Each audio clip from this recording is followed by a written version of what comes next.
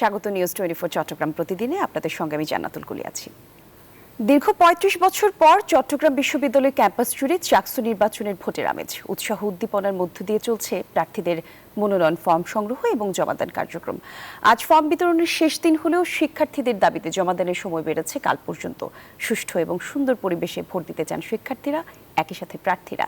আর তামিম আহমেদ শরীফের পাঠানো তথ্যচিত্রে ডেস্ক রিপোর্টে দেখুন বিস্তারিত। দীর্ঘ ৩৫ বছর পর অনুষ্ঠিত হবে চট্টগ্রাম বিশ্ববিদ্যালয় কেন্দ্রীয় ছাত্র সংসদ নির্বাচন চাকসু। ক্যাম্পাস জুড়ে উৎসবমুখর পরিবেশ। তবে স্থানীয়দের সঙ্গে সংঘর্ষে আহত শিক্ষার্থীদের কথা বিবেচনায় নিয়ে মনোনয়ন জমার সময় বৃহস্পতিবার পর্যন্ত বাড়িয়েছে প্রশাসন। অন্য শিডিউল আবার যদি কোনো পরিবর্তন হয় সময়ের কারণে বা প্রয়োজনে, সেটা আপনাদেরকে যথাসময়ে জানিয়ে দেওয়া হবে। কেন্দ্রীয় সংসদ ও হল সংসদ নির্বাচনে এ পর্যন্ত মনোনয়নপত্র সংগ্রহ করেছেন 1088 জন। এর মধ্যে কেন্দ্রীয় সংসদে 488 জন, ছাত্র হলে 452 জন এবং ছাত্রী হলে 148 জন মনোনয়নপত্র কিনেছেন। চাকসুতে একটা পার্ট হতে চাচ্ছে, উৎসবের পার্ট হতে চাচ্ছে, আমার মনে হয় সবাইকে সুযোগ দেওয়া উচিত। আমাদের 60% বাদেও যাতে আমাদের অন্যান্য হলে আমাদের অ্যাপ্লাই করার মতো সুযোগটা দেওয়া হয়। যারা নির্বাচিত হবেন আমরা চাই তারা শিক্ষার্থীদের ভালো মন্দের দিকটা বুঝবেন। তবে সময় বৃদ্ধি করা নিয়ে প্রার্থীদের মধ্যে দেখা গেছে মিশ্র প্রতিক্রিয়া। কোন নির্দিষ্ট দলের এজেন্ডা বাস্তবায়নে সময় বৃদ্ধি কিনা এমন প্রশ্নও তুলেছেন কেউ কেউ। তাদের আগ্রহের কারণে সময়টাও বাড়ানো হয়েছে যাতে তারা মনোনয়ন ফর্ম গ্রহণ করতে পারে। সময় আরেকদিন বৃদ্ধি করা, এই বিষয়টা আসলে তিনি কেন করলো, এই বিষয়টা আমার কাছে শঙ্কা লাগছে। আসলে তিনি কি কোনো দলের এজেন্ডা বাস্তবায়ন করতে চাচ্ছেন? প্রার্থিতা যাচাই বাছাই হবে 18 সেপ্টেম্বর। প্রাথমিক তালিকা প্রকাশ করা হবে 21 সেপ্টেম্বর। প্রত্যাহারের শেষ সময় 23 সেপ্টেম্বর আর চূড়ান্ত প্রার্থী তালিকা প্রকাশ করা হবে 25 সেপ্টেম্বর। নির্বাচন অনুষ্ঠিত হবে আগামী 12 অক্টোবর। Desk report, news 24। দর্শক, একটা ছোট্ট বিরতির পর আবারও ফিরছি চট্টগ্রাম প্রতিদিনে, থাকুন সঙ্গে। আর একবার আমন্ত্রণ, আপনারা দেখছেন নিউজ 24 চট্টগ্রাম প্রতিদিন। দর্শক, বিরতিতে যাবার আগে আপনাদেরকে জানাচ্ছিলাম চাকসু নির্বাচনের কিছু খবরাখবর। সে বিষয়ে আরও কিছু তথ্য নিয়ে আমাদের সহকর্মী অপেক্ষা করছেন চট্টগ্রাম বিশ্ববিদ্যালয় থেকে। আমাদের সহকর্মী তামিম আহমেদ যোগ দিচ্ছেন। তামিম, একটু জানতে চাই ক্যাম্পাসের পরিস্থিতি আজকে কেমন দেখতে পাচ্ছেন? শিক্ষার্থীরা এবং যারা প্রার্থী আছেন সবাই বলছেন যে তারা সুন্দর পরিবেশে ভোট দিতে চান। ক্যাম্পাসের পরিস্থিতি কেমন দেখতে পাচ্ছেন যদি একটু জানাতেন।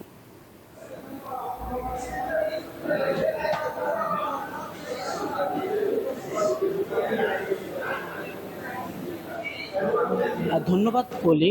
আপনি যেমনটি বলছিলেন, আজ সকাল 9:30 থেকে প্রার্থীদের মনোনয়নপত্র জমাদানে চলছিল এবং আমরা দেখতে পাই যে বেলা 12টার সময় বিশ্ববিদ্যালয়ের চাকসু কমিশনের একটি জরুরি বৈঠকে এই সময়টা বৃদ্ধি করা হয়। আগামীকাল বিকেল 5টা পর্যন্ত জমা দেওয়া যাবে বলে আমাদেরকে জানান কমিশন। আজ ছিল চাকসু নির্বাচনের প্রার্থীদের মনোনয়নপত্র জমা দেওয়ার শেষ দিন। এরপরে বাড়ার পরে আমরা যে বিষয়টা দেখলাম যে আরো প্রার্থীরা আজ মনোনয়ন ফর্ম নিয়েছেন। যদি আপনাকে জানায় যে আজ নতুন করে মনোনয়ন ফর্ম নিয়েছেন 55 জন প্রার্থী। এর মধ্যে কেন্দ্রীয় সংসদে নিয়েছেন 32 জন এবং হল সংসদে নিয়েছেন 23 জন। সর্বমোট গত 3 দিনে 1143 জন প্রার্থী মনোনয়ন ফর্ম নিয়েছেন। একই সাথে 2 দিন এবং আজ মিলিয়ে জমা দিয়েছেন 236 জন প্রার্থী তাদের ফর্ম জমা দিয়েছেন। এর মধ্যে কেন্দ্রীয় সংসদে 120 জন এবং হল সংসদে 116 জন। তবে আরো বাড়তে পারে বলে জানিয়েছেন। এখনো দেখছেন যে এখনো প্রার্থীদের যে মনোনয়ন ফর্ম, এই ফর্ম এখনো গণনা কাজ চলতেছে। আমরা আরো পরবর্তী আরো জানতে পারবো বা কতটা বেড়েছে। একই সাথে আমরা কমিশনের সাথে কথা বলেছি, তারা বলেছেন যে শিক্ষার্থীদের সুবিধার জন্যই এই মনোনয়ন ফর্মের সময় বৃদ্ধি করা হয়েছে এবং জমার সময় বৃদ্ধি করা হয়েছে। আগামীকাল বিকেল 5টা পর্যন্ত এই জমা কার্যক্রম চলবে। একই সাথে আগামী 25শে সেপ্টেম্বর মনোনয়ন ফর্মের যে খসড়া প্রকাশ করা হবে। একই সাথে ড্রপ টেস্টের বিষয়ে একটি জানিয়েছেন কমিশন যে ড্রপ টেস্টের রেজাল্ট যদি পজিটিভ আসে তাহলে প্রার্থী বাতিল হবে। এই ছিল চাকসু থেকে। ফিরে যাচ্ছি কলির কাছে। জি, ধন্যবাদ আপনাকে তামিম। 7 দফা দাবিতে সারা দেশের মতো চট্টগ্রাম বিভাগীয় অবরোধ কর্মসূচি পালন করছে পলিটেকনিক ইনস্টিটিউটের শিক্ষার্থীরা। বুধবার সকালে চট্টগ্রামের সব পলিটেকনিক ইনস্টিটিউটের শিক্ষার্থীরা মহিলা পলিটেকনিকের সামনে থেকে একটি বিক্ষোভ মিছিল বের করে। মিছিলটি বিভিন্ন সড়ক প্রদক্ষিণ শেষে আগ্রাবাদ বোটপোল মোড়ে গিয়ে অবরোধ করে। আর তাদের আন্দোলনে একাত্মতা ঘোষণা করেছে ডিপ্লোমা ইঞ্জিনিয়ারিং ছাত্র শিক্ষক পেশাজীবী সংগ্রাম পরিষদ, আইডিবি চট্টগ্রাম জেলা শাখা এবং চট্টগ্রাম 52টি সার্ভিস অ্যাসোসিয়েশনের নেতৃবৃন্দ। ন্যায্য দাবি আদায় না হওয়া পর্যন্ত ডিপ্লোমা প্রকৌশলীরা ঘরে ফিরবে না।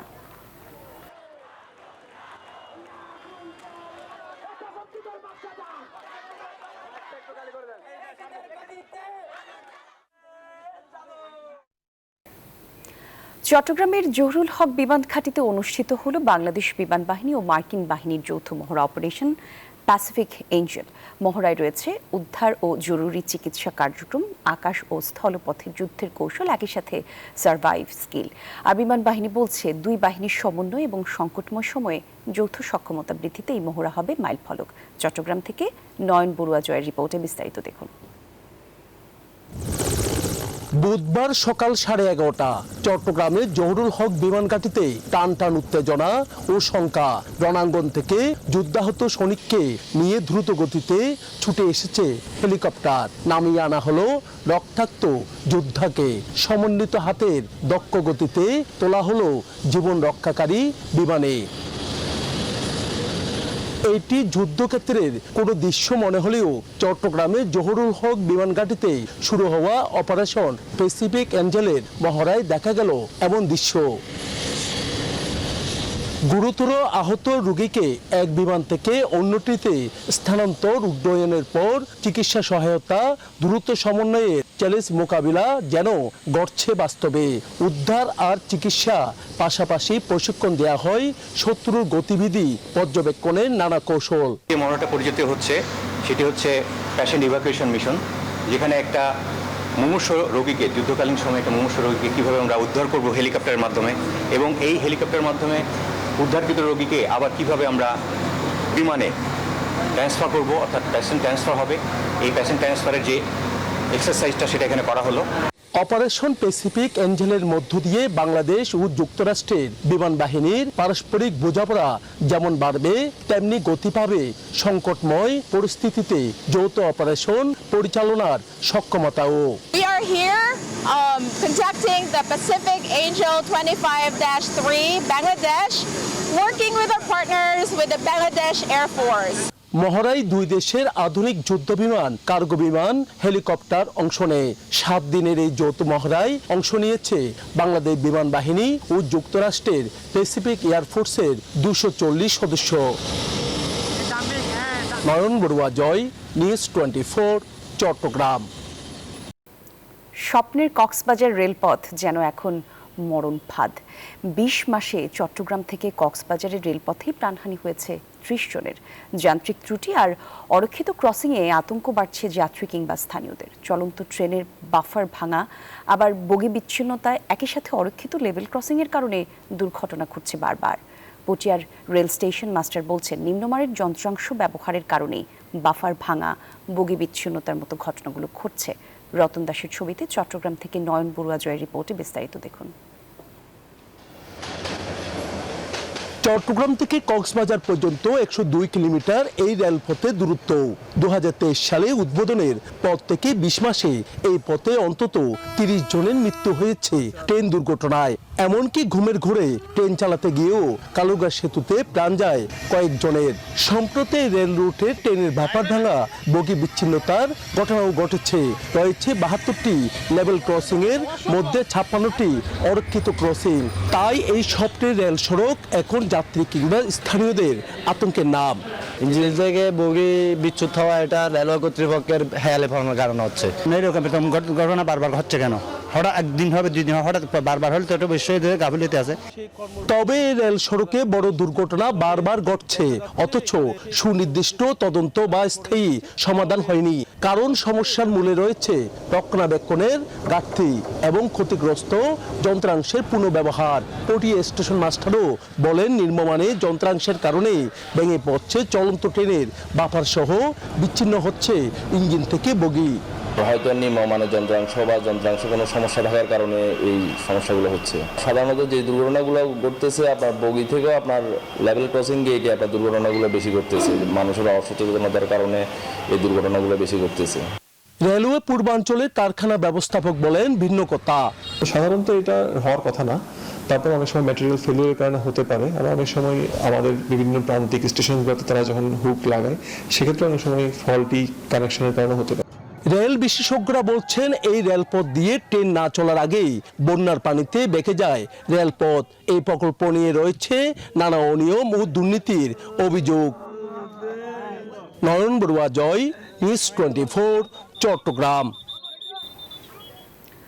নোয়াখালীর সোনাইমুড়িতে ট্রাক এবং যাত্রীবাহী বাসের সংঘর্ষে বাসের চালক নিহত হয়েছেন, আর এই ঘটনায় আহত হয়েছেন অন্তত 12 জন।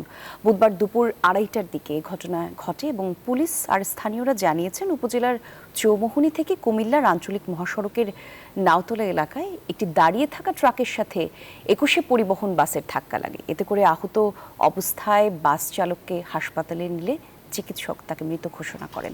বাসটি উদ্ধার করে পরবর্তীতে আইনগত ব্যবস্থা গ্রহণ করা হবে বলে জানিয়েছে পুলিশ।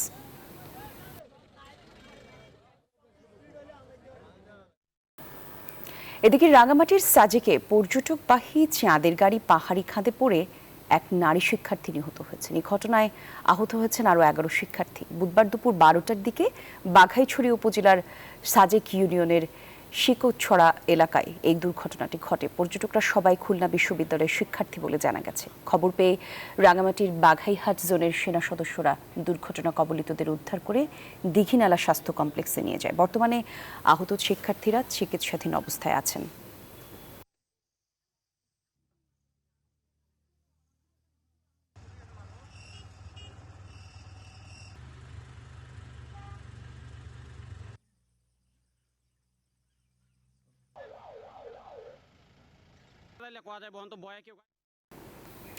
লক্ষ্মীপুরে নিত্য প্রয়োজনীয় পণ্যের বাজারে সবজি, মাছ, মাংসের দাম অপরিবর্তিত রয়েছে। এ বিষয়ে আরো কিছু তথ্য দর্শক আপনাদেরকে জানাতে চাই। আমাদের সহকর্মী সাইদুল ইসলাম পাবেল আমাদের সঙ্গে যোগ দিবেন। পাবেল, একটু জানাবেন বাজারে সবকিছুর দাম নিয়ে সাধারণ মানুষ যারা আছেন তারা কি বলছেন?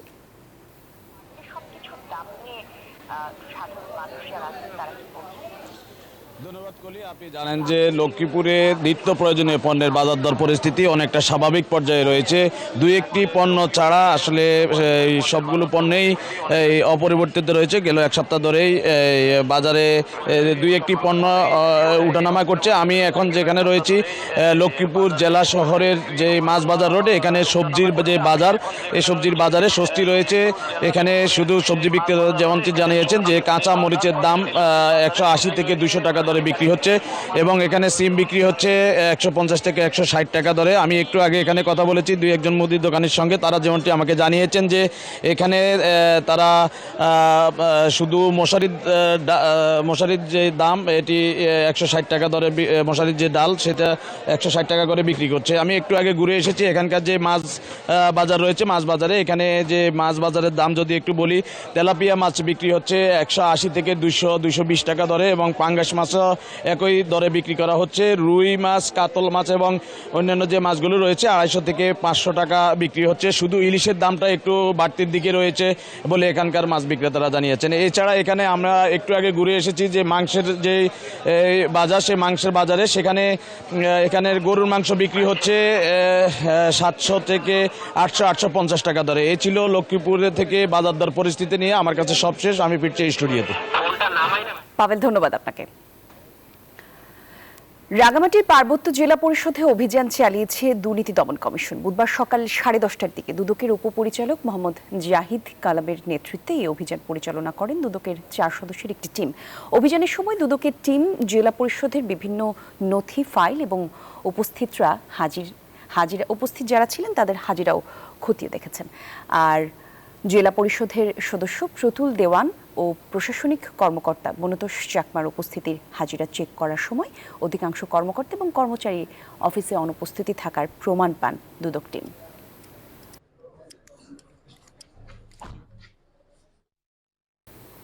চট্টগ্রাম সিটি কর্পোরেশনের মেয়র ডাক্তার শাহাদাত হোসেন বলেছেন, শিক্ষা ততই প্রকৃত অর্থে সার্থক হবে যখন তা সবার নৈতিক মূল্যবোধ এবং দায়িত্ববোধকে জাগ্রত করবে। বুধবার জামাল খান কুসুম কুমারী সিটি কর্পোরেশন বালিকা উচ্চ বিদ্যালয়ে বার্ষিক পুরস্কার বিতরণী অনুষ্ঠানে প্রধান অতিথির বক্তব্যে এসব কথা বলেছেন মেয়র।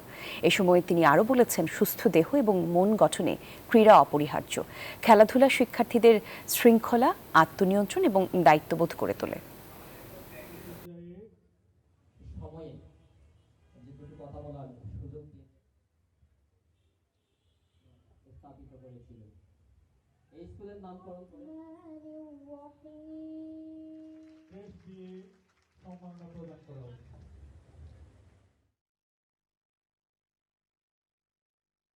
দর্শক, এই ছিল নিউজ 24 চট্টগ্রাম প্রতিদিনের আপডেট। এতক্ষণ সঙ্গে ছিলেন যারা, ধন্যবাদ সবাইকে। আরও একবার সংবাদ এবং বিশ্লেষণ জানাতে ভিজিট করুন news24bd.tv। ধন্যবাদ।